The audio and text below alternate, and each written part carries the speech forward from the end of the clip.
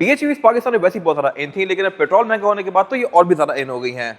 ये उसी MG HS का एक पाकिस्तान के हिसाब से ट्यून वर्जन है और इसमें हर वो चीज दी गई है जो कि पाकिस्तानियों को चाहिए होती है। अच्छी फ्यूल इकोनॉमी, अच्छी लुक्स, खूबसूरत ambient lighting and much more. जहां तक बात है इस गाड़ी की, तो ये MG HS का फेसलिफ्ट वाला वर्जन है जिसमें इस गाड़ी का फ्रंट एंड पूरा ही रिडिजाइन कर दिया गया था और इस फेसलिफ्ट में इस गाड़ी की हेडलाइट्स ये LED वाली दे दी गई थी। पहले MG HS में बायोथर्मल प्रोजेक्शन लैंप आ रहा था, हालांकि इस एरा में मोस्टली गाड़ियों में LED आ रही है, तो अब इसमें भी LED दे दी गई है और नीचे यहाँ पे इसमें फॉग लैंप खत्म कर दिया गया मोस्टली गाड़ियों की तरह। हेवन ने भी खत्म कर दिया है, नई सेविंग ने खत्म कर दिया है। मोस्टली गाड़ियों से चीज निकाली जा रही है, this car is not different.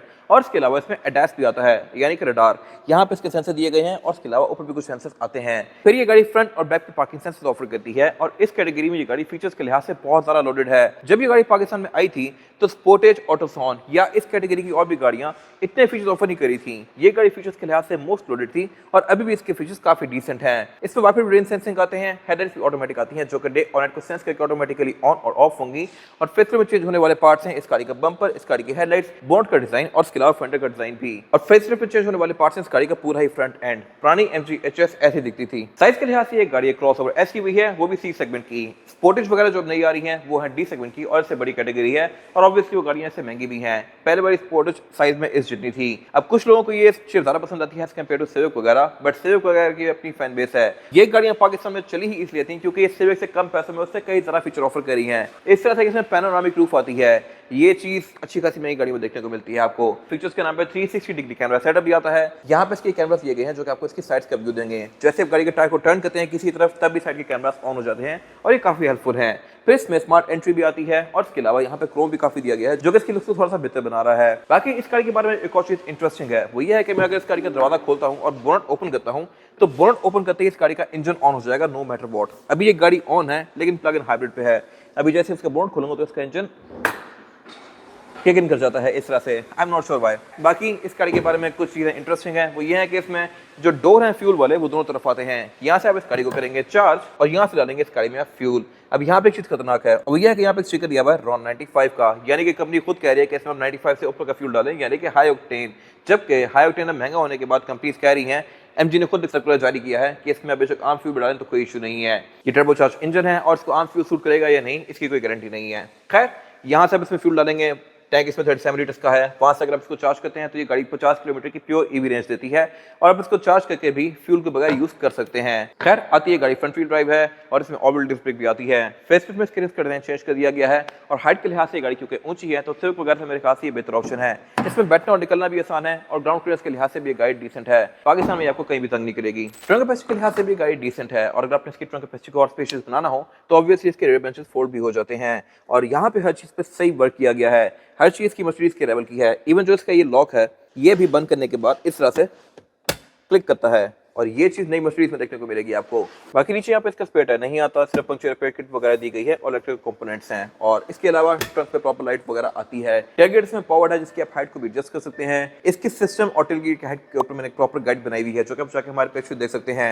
फिर फेसलिफ्ट में इस गाड़ी का रेड लुक भी थोड़ा इंप्रूव कर दिया गया था। इसमें टेल लाइट्स के अंदर जो LED बार्स हैं ये काफी ज्यादा बड़े कर दिए गए थे, थिक कर दिए गए थे और इससे लुक ज्यादा बेहतर आ रही है। फिर इसमें जो एग्जॉस्ट की टिप्स हैं ये भी ज्यादा स्ट्रॉन्ग कर दी गई हैं लुक्स के लिहाज से और ओवरऑल इसकी लुक थोड़ी ज्यादा बोल्ड आती है। बैक पे गाड़ी रेड फॉग भी ऑफर करती है। एग्जॉस्ट इसमें बैक पे 2 आते हैं और दोनों ही फंक्शनल हैं। तो नीचे यहाँ पे जो इसका सिल्वर वाला एरिया था पहले वो खत्म कर दिया गया है जिससे इसकी लुक थोड़ी ज्यादा स्टेल्थी आ रही है। पार्किंग सेंसर भी गाड़ी बैक पे ऑफर करती है। रेयर वाइपर भी इसमें आता है और इसके अलावा स्पॉइलर भी इसमें दिया गया है और शार्क फिन एंटीना भी आता है। इंटीरियर इस गाड़ी का पहले से काफी इंप्रूव कर दिया गया है, स्पेशली कलर टोन के लिहाज से। ये ऑक्सफोर्ड ब्लू, आइवरी और ब्लैक के कॉम्बिनेशन में है और इसमें वो वाले एरियाज थोड़े डल दिए गए हैं जहां पर आप बैठते हैं, जो जगह गंदी होती हैं और जहां पे लाइक ज्यादा निशान नहीं लगते वो जगह इसमें व्हाइट रखी गई हैं। इससे ओवरऑल गाड़ी की वाइब काफी ब्राइट आ रही है और ये सीट्स हैं भी इलेक्ट्रॉनिकली एडजस्टेबल। फिर इसमें फ्रंट दोनों सीट्स हीटेड आती हैं और ये चीज पाकिस्तान में काफी कम गाड़ियां ऑफर कर रही हैं। सेम लेदर कंटिन्यू किया गया है डैशबोर्ड पे, ये वाला एरिया आइवरी में दिया गया है और नीचे यहाँ पे इसके काफी स्लीक सी एम्बिएंट लाइटिंग कंटिन्यू करती है जो कि इसकी लुक्स को बहुत बेहतर बनाती है। रात में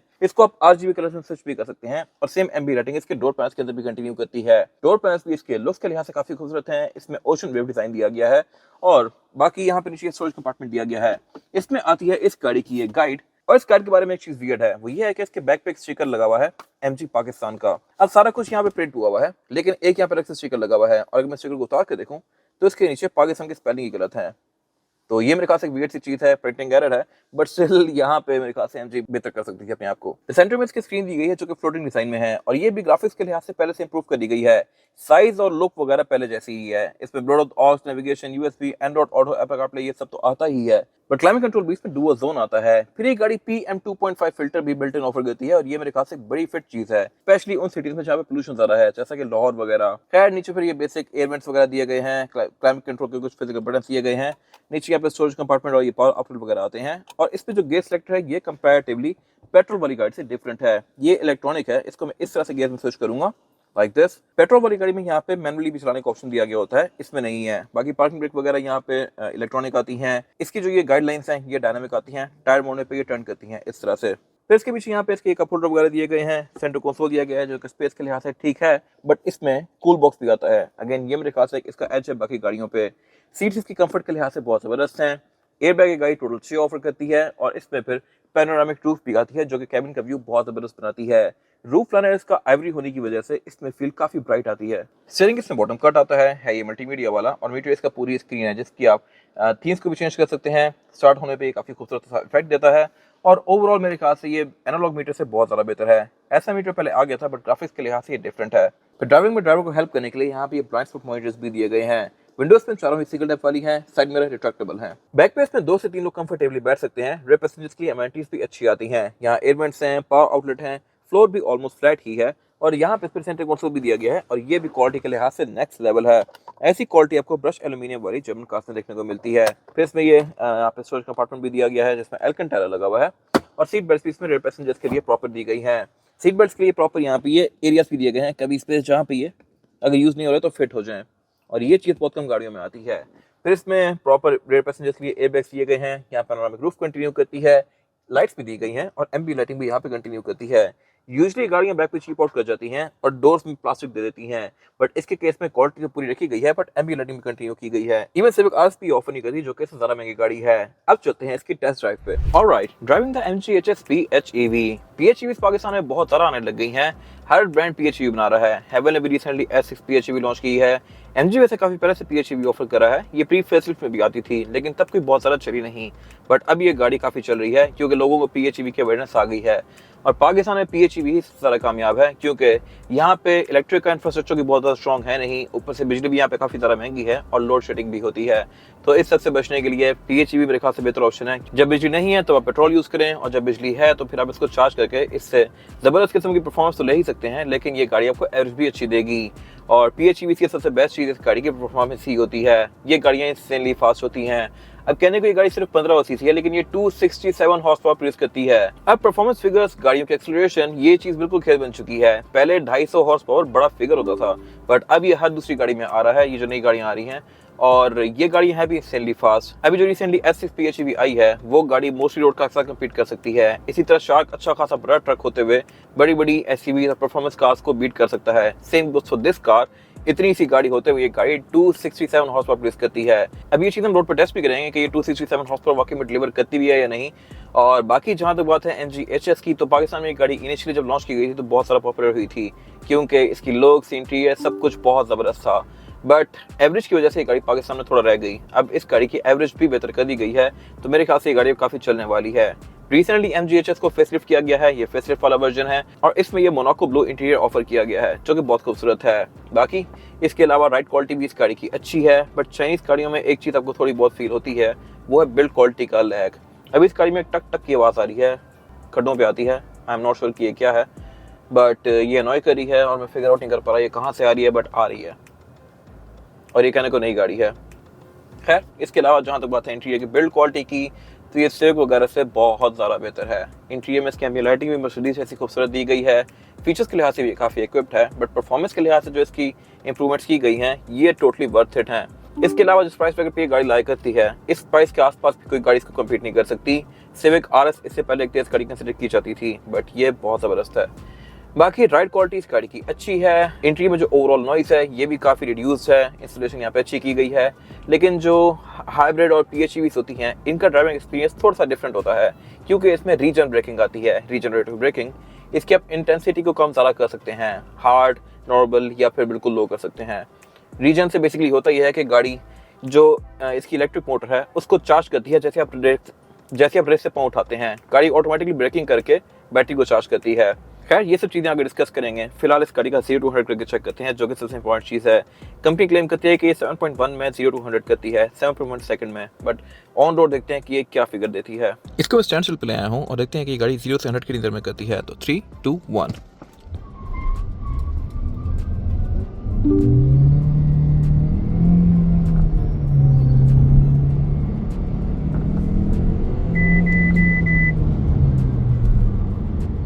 इसका ट्रैक्शन कंट्रोल ऑन है और ये वाज़ेह फील होता है कि ये गाड़ी की पावर को कट कर रहा है। अगर ट्रैक्शन कंट्रोल ऑन ना हो तो इसमें व्हील स्पिन भी बहुत होगा और इसका 0 to 100 थोड़ा सा स्लो हो जाएगा, बट स्टिल पावर आपको फील होती है कि इसमें बहुत ज़्यादा है। जैसे ही ट्रैक्शन कंट्रोल बंद होता है ये गाड़ी एकदम से दोबारा निकलती है। इवन ये 70-80 पे भी व्हील स्पिन करती है, इतनी पावरफुल है। ओके, 0 to 100 इस गाड़ी का काफ़ी क्विक था और ट्रैक्शन कंट्रोल को काफ़ी हद तक लिमिट करता है, बट स्टिल ये एक अच्छा फिगर है। और ट्रैक्शन कंट्रोल ऑफ हो तो ऑब्वियसली गाड़ी बहुत ज़्यादा व्हील स्पिन करेगी। है ये फ्रंट व्हील ड्राइव, इतनी ज़्यादा पावर के साथ वैसे मेरे ख्याल से गाड़ी को और भी होना चाहिए। बाकी इसके अलावा इंटीरियर फीचर्स गाड़ी के अच्छे दिए गए हैं। इसमें 360 कैमरा तो हैं ही, लेकिन यहाँ पे इसका अच्छा फीचर ये है कि जहाँ कहीं मैं इंडिकेटर ऑन करता हूँ वहाँ का कैमरा ऑन हो जाता है। अगर लेफ्ट में लेफ्ट का इंडिकेटर दूँ तो लेफ्ट का कैमरा ऑन हो जाएगा, राइट का इंडिकेटर दूँ तो राइट का कैमरा ऑन हो जाएगा, जो कि काफ़ी हद तक असिस्ट करता है। फिर क्योंकि इस गाड़ी का इंटीरियर भी वाइट है, रूफ भी वाइट है और पैनोरामिक रूफ भी दी गई है, तो यहाँ पे फील भी काफ़ी लाइवली सी आती है। PHEV वाली गाड़ी में पैडल शिफ्टर्स नहीं आते और उनका मेरे ख्याल से बहुत ज़्यादा यूज़ होता भी नहीं है। अगर बात की जाए इसके मीटर की तो इसका डिस्प्ले भी काफ़ी हाई क्वालिटी है और यहाँ पे ये स्पीड वगैरह शो कराता है, लेकिन यहाँ पे जो गेजेस हैं ये 2 दिए गए हैं, एक फ्यूल का और फिर एक बैटरी का। बैटरी पे आपको परसेंटेज शो करवा रही है। अगर कुछ टेक्निकल बातें की जाए तो ये गाड़ी 16.6 किलोवाट की बैटरी ऑफर करती है, जो कि प्योरली PHEV के लिए है। ये हाइब्रिड बैटरी नहीं है, वो अलग होती है। और PHEV पे ये गाड़ी आपको तकरीबन 50-60 किलोमीटर तक की रेंज दे सकती है, depending upon driving pattern. Purely ये 50 किलोमीटर EV पे चल सकती है और एवरेज गाड़ी आपको कंपनी जो क्लेम करती है वो तकरीबन 15 से 50 तक की दे सकती है। 15 वैसे ही जैसे कि आप इसको फ्यूल पर चलाएं सीधा सीधा चार्ज किए बगैर, और अगर आप इसको फुल चार्ज करके चलाएं तो ये आपको 50+ की एवरेज भी दे सकती है। और जैसे ही आप इस गाड़ी को चार्ज करके यूज़ करना शुरू करते हैं आपको पावर में फ़र्क फील होगा। अभी मैं इस गाड़ी को जितना टाइम मैंने यूज़ किया है ये सिर्फ EV पे चल रही है, प्योरली इंजन ऑन ही नहीं हुआ, यानी कि इसने 1 रुपये का भी फ्यूल नहीं लिया। ये बड़ी ज़बरदस्त चीज़ है। बट जैसे इसकी बैटरी एंड होगी तो फिर ये गाड़ी प्योरली फ्यूल पे आ जाएगी। अपने प्राइस ब्रैकेट में ये गाड़ी बहुत अच्छा ऑप्शन है, क्योंकि इससे थोड़े ही कम पैसे में आपको ग्रैंडी मिलेगी, इसी के आसपास आपको एलेंट्रा मिलेगी और इसी के आसपास ही आपको सिविक भी मिलेगी। बट फीचर्स के लिहाज से कोई भी गाड़ी इसके करीब नहीं आती। अगर आपके घर पे सोलर लगा हुआ है और आपको एक बड़ी गाड़ी चाहिए तो इससे बेहतर ऑप्शन मेरे ख्याल से नहीं है मार्केट में फिलहाल। सस्पेंशन इस गाड़ी का थोड़ा हार्ड है, मेरी एक्सपेक्टेशन से थोड़ा ज़्यादा हार्ड फील हुआ है। स्पोर्ट्स वगैरह से सॉफ्ट होती हैं, वैसे इसकी राइड स्मूथ और फ्लो ही है, लेकिन जैसे ये गाड़ी खड्डों में लगती है तो ये ढस ढस करके लगती है। ये चीज़ मेरे ख्याल से बेहतर हो सकती थी। अपने प्राइस पॉइंट ये 1 से महंगी गाड़ियों से भी ये गाड़ी सरप्राइजिंगली हद तक ज़्यादा फास्ट है। लग्जरी के लिहाज से हर किसी की अपनी ओपिनियन है, बट इस प्राइस पॉइंट पे ये सबसे बेहतरीन इंटीरियर है। बाकी जहाँ तक बात है पार्ट्स की, तो ये गाड़ी पाकिस्तान में काफ़ी अच्छे से आ रही है MGHS, और आई एम श्योर कि इसके पार्ट्स पिछली गाड़ी के साथ इंटरचेंजेबल होंगे। मैकेनिकल पार्ट्स, इंजन के पार्ट्स डिफरेंट होंगे क्योंकि ये PHEV है, उसका कुछ नहीं कर सकते, बट कंपनी से ऑब्वियसली पार्ट्स आपको मिल जाएंगे। ये कंपनी पाकिस्तान में काफी टाइम से ऑपरेट कर रही है और इसका डीलरशिप नेटवर्क भी काफी स्ट्रॉन्ग होता जा रहा है with the passage of time. बाकी जहाँ तक बात है होंडा, सुजुकी, टोयोटा वगैरह की, तो वो इनोवेशन तो ला रहे हैं लेकिन बहुत आहिस्ता। टोयोटा वगैरह अभी तक सिर्फ हाइब्रिड में मूव हुए हैं, जबकि ये गाड़ियाँ hybrid, plug in hybrid, turbocharge भी मूव हो चुकी हैं और इसी वजह से इनकी मार्केट पाकिस्तान में स्ट्रॉन्ग होती जा रही है। नेचुरली एस्पिरेटेड इंजन सब थोड़े पुराने हो गए हैं और उनमें इस तरह की पावर, इस तरह की फील, इस तरह की एक्सेलरेशन एकदम से नहीं आती, जबकि इन गाड़ियों में बहुत सारी ऊपर चीज़ें लगाई जाती हैं, इलेक्ट्रिक मोटर लगाई जाती है, ट्विन टर्बोस लगा दिए जाते हैं, जिससे गाड़ियाँ बहुत तेज हो जाती हैं। और फ्यूचर यही है, बड़े इंजन वाला एरा काफ़ी हद तक खत्म होता जा रहा है। ऑल्दो V8 की साउंड कोई और गाड़ी मैच नहीं कर सकती, बट ये गाड़ियाँ कौन सी पहले कोई V8 थी, तो इनमें जितनी मर्जी टेक्नोलॉजी स्लैप ऑन कर दी जाए उतना बेस्ट है, बट ऑब्वियसली इससे कॉस्ट ऑफ मेंटेनेंस भी थोड़ी बढ़ती जाती है। अपने प्राइस पॉइंट पे ये गाड़ी मेरे ख्याल से काफ़ी अच्छा ऑप्शन है, क्योंकि इसके आसपास की जितनी गाड़ियाँ हैं कोई भी इतनी ज़्यादा लग्जरियस भी नहीं है और ना ही तेज़ है। होंडा, सुजुकी, टोयोटा ये ऐसा इनोवेशन कर रहे हैं। टोयोटा सिर्फ अभी तक हाइब्रिड पे मूव हुआ है, होंडा वगैरह वो ही मूव नहीं हुए। होंडा में सिर्फ टर्बो पे गई है, जबकि ये गाड़ियाँ hybrid, plug in hybrid, twin turbo charge, single turbo, फलानी XYZ बहुत सारी चीज़ें ऐड किए जा रही हैं, जिससे ये गाड़ियाँ तेज़ी बहुत होती जा रही हैं और मार्केट भी आती जा रही हैं। तो टोयोटा कंपैरेटिवली इस लिहाज से काफ़ी स्लो है और इसी वजह से कोरोला क्रॉस भी इतनी चली, ग्रैंडी की मार्केट भी स्लो हो गई है। अब जब तक मेरे ख्याल से टोयोटा पाकिस्तान में हाइब्रिड कोरोला नहीं लाता या कोई अच्छी प्लग इन हाइब्रिड गाड़ी नहीं लाता तो उसकी मार्केट इसी तरह स्टैग्नेंट रहेगी। ये गाड़ियाँ काफ़ी ज़्यादा इन होती जा रही हैं, मेनली अपनी पावर की वजह से। ऑल्दो बड़े इंजन्स की एक अपनी फील होती थी, अपना ग्राउल होता था, बट ये गाड़ियाँ पहले कौन सी कोई V8 थी, तो इनमें जितनी बड़ी टेक्नोलॉजी स्लैप ऑन कर दी जाए उतना बेहतर है, उतनी गाड़ियाँ तेज़ हो जाएंगी और फिर एफिशिएंट भी होती जाती हैं। बट ऑब्वियसली इससे एक ड्रॉबैक भी है, वो ये है कि इनकी कॉस्ट ऑफ मेंटेनेंस काफी ज़्यादा बढ़ जाती है। इंजन में जितनी ज़्यादा टेक हो, इंजन उतना ज़्यादा कॉम्प्लेक्स होता जाता है, तो इसलिए इस गाड़ी का काम हर जगह से इजीली नहीं हो पाएगा। लेकिन इसका डीलरशिप नेटवर्क भी पाकिस्तान में काफी स्ट्रॉन्ग होता जा रहा है। एमजी पाकिस्तान में काफी अर्से से आ रही है और इसके पार्ट्स पुरानी एमजी के साथ काफी हद तक इंटरचेंजेबल भी होंगे, क्योंकि जनरेशन वही है, सिर्फ फेसलिफ्ट किया गया है इसको। ऐसे इसमें आता है 235, 50 और 18 रिम 18 इंचेस का ही है, लेकिन इसका डिजाइन पहले से चेंज कर दिया गया है और ये टायर चाइनीज है। मेरे ख्याल से पहले वाला टायर ज्यादा बेहतर थे, क्योंकि पहले इसमें मिशलिन आ रहा था। बाकी इसमें ऑर्बिट डिस्क ब्रेक दी गई है ये गाड़ी सिर्फ फ्रंट व्हील ड्राइव और 270 हॉर्स पावर फ्रंट व्हील के लिहाज से मेरे ख्याल से काफी मैसिव फिगर है, और यही वजह है कि गाड़ी व्हील स्पिन काफी करती है। और इंजन इस गाड़ी में वैसे ही आता है जैसे कि पहले MGHS ऑफर करी थी, 15 सीसी टर्बोचार्ज पेट्रोल, लेकिन एक चीज यहाँ पे ऐड कर दी गई है और वो है प्लग इन हाइब्रिड सिस्टम, जिससे इस गाड़ी की परफॉर्मेंस बहुत ज्यादा बेहतर हो गई है। ये गाड़ी पहले प्रोड्यूस करती थी ऑलमोस्ट 160 हॉर्स पावर, अब ये प्रोड्यूस करती है 270 हॉर्स पावर, जो कि एक बहुत ज्यादा डिफरेंस है। और ये गाड़ी भागने के लिहाज से सिर्फ एक RS के आसपास है। इसका 0 to 100 है 7.1 सेकंड्स में, और ये सारी पावर फ्यूल इकोनॉमी को भी इफेक्ट नहीं करी इतना। ये गाड़ी एवरेज पिछली MGHS से बहुत बेहतर देती है। ये गाड़ी अगर आप प्यार से यूज करें शहर में तो ये 15-16 की इजीली दे सकती है, और अगर आप इसको चार्ज करके प्रॉपर सुकून से यूज करते हैं तो ये गाड़ी 20+ भी जा सकती है। ये गाड़ी प्योर ईवी पे चार्ज करने के बाद 50 किलोमीटर की रेंज दे सकती है, जो कि मेरे ख्याल से बड़ी फिट रेंज है। अगर आप इसको प्रॉपर चार्ज करें तो आप इसको day to day free use कर सकते हैं बिजली पे। बाकी इसके अलावा इसमें ABS, traction control, drive mode, bonnet के अंदर हाइड्रोलिक, ये सब भी आता है, जो कि इस कैटेगरी की बाकी गाड़ियां ऑफर नहीं करती। स्पोर्ट्स का बोनट स्टैंड से ओपन होता है, सिविक का भी स्टैंड से ओपन होता है, जो कि इस प्राइस पॉइंट की है या इससे ऊपर है, बट इसमें प्रॉपर हाइड्रोलिक्स दिए गए हैं। इंजन बेस का देखने में पहले जैसा ही है, जस्ट यहाँ पे एक मोटर ऐड कर दी गई है जो कि जेन 2 की हाइब्रिड मोटर है, और ये मोटर 24 किलोवाट की है। बैटरी पैक, पावर, हर लिहाज से गाड़ी पाकिस्तान के लिहाज से परफेक्ट कर दी गई है, और इसके पार्ट्स पे आपको पाकिस्तान में इजीली मिल जाएंगे। कितने सस्ते या महंगे होंगे इस पे I am not sure, but ये गाड़ियां पाकिस्तान में काफी ज्यादा चलना शुरू हो गई है। ये 25 मॉडल है, इस्लामाबाद रजिस्टर्ड है, कंडीशन के लिहाज से as good as brand new है, और इसकी डिमांड है 92 लाख रुपीस। ये सेकंड मोटरस्पोर्ट के पास अवेलेबल है। अगर आपने इसके बारे में कोई इन्फॉर्मेशन लेनी है तो आप दिए गए नंबर पे कॉल कर सकते हैं, या फिर आप सेकंड मोटरस्पोर्ट को विजिट कर सकते हैं, जो कि रावलपिंडी में DH2 के गेट 1 के ऑपोजिट लोकेटेड है। अगर आपको वीडियो पसंद आई है तो उसको लाइक जरूर कीजिएगा, चैनल को सब्सक्राइब जरूर कीजिएगा, और अगर आपके पास गाड़ी के बारे में कोई राय है तो उसको कमेंट सेक्शन में शेयर भी जरूर कीजिएगा। Thank you for watching.